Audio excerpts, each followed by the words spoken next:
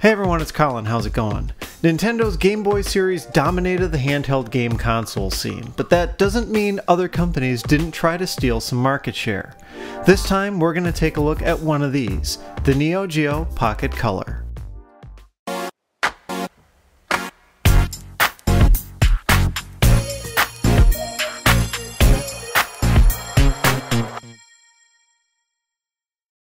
SNK launched the Pocket Color in 1999 and eventually built up a catalog of 83 games.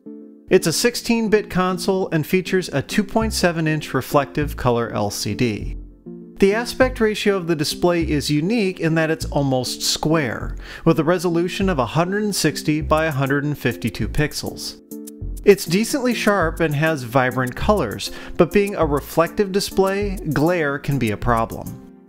Considering the era it was released in, the controls are very simple, just a pair of action buttons, A and B. But in keeping with SNK tradition, where there would normally be a boring D-pad, it went with an 8-way thumbstick. It's very satisfying to use with a clicky, tactile response, though it does have its downsides. While it's fantastic for fighters, some other game genres, like platformers, can feel a little clunky to play. The Pocket Color's layout is similar to that of the Game Gear or Game Boy Advance, with the controls on either side of the display. And while its design is rather boxy and somewhat uninspiring, it's decently comfortable to hold.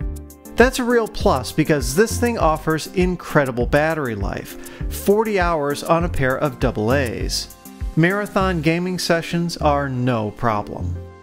Another unique aspect to the handheld is that it actually has some code in its ROM. If you power it on without a game inserted, it'll take you to a menu that offers a built-in clock, calendar, horoscope, and more. This was a bit ahead of its time in that the first majorly successful handheld to offer something similar was the Nintendo DS from 2004. From a technical perspective, the Pocket Color was a solid product, so why didn't it take off? There's a few reasons. First, it saw a pretty weak launch in some markets with limited availability. It didn't see a wider retail release until later on. Second, it had almost non-existent third-party support. The vast majority of games were first-party titles, with the most prominent exception being Sonic the Hedgehog Pocket Adventure by Sega. 146 color display. 6 cool styles. The graphics will blow you away. Neo Geo Pocket, way ahead of the game. But there's a much bigger reason why it never made a larger impact: the Game Boy Color. Demand for a color Nintendo handheld was high, and despite the fact it was still an 8-bit system, it flew off the shelves when it debuted in late 1998. The NGPC sold less than 80,000 units between its US launch in August 1999 and April 2000. During that same time, the Game Boy Color sold over 5 million.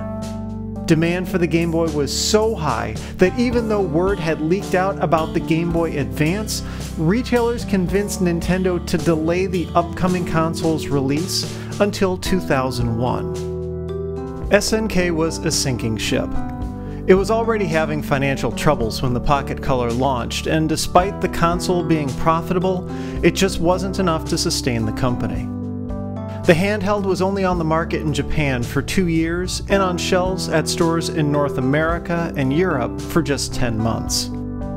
It would be the last console that SNK would release before being bought out by pachinko manufacturer Aruze and abandoning all markets outside Asia. Despite SNK's struggles, it didn't cut corners when designing the Pocket Color. The system's pretty easy to take apart and work on. Everything's held together with Phillips screws except for one pesky tri-wing. There's a separate compartment for the coin cell battery which runs the real-time clock function. Inside, the circuit board layout is very clean and straightforward, with the only 2 chips being the processor and LCD driver. That processor is 16-bit, made by Toshiba, and runs at about 6 MHz, with sound, RAM, and ROM all built in. Something I'm sure you're already wondering is what the options are for illuminating the screen. The bad news is the screen uses the same technology as in the Game Boy Color and Advance. In fact, it's from the same product line as those displays, just a different size and shape. So backlighting is out. The good news is that front lighting is definitely an option, and should be pretty easy since there's plenty of extra space inside the case. The catch being, at the time I'm filming this, there aren't any commercially made front lights for the Pocket Color. You'd have to make one yourself. What might deter you from modding your Pocket Color at all is the difficulty of finding replacement parts. This speaks to the general availability of the console these days. While they're common to find on eBay, there just aren't that many of them compared to Nintendo handhelds, and I haven't seen any that were being sold inexpensively for parts. That said, if you're looking to pick one up for the first time, a good deal can be had by looking for bundles including a bunch of games.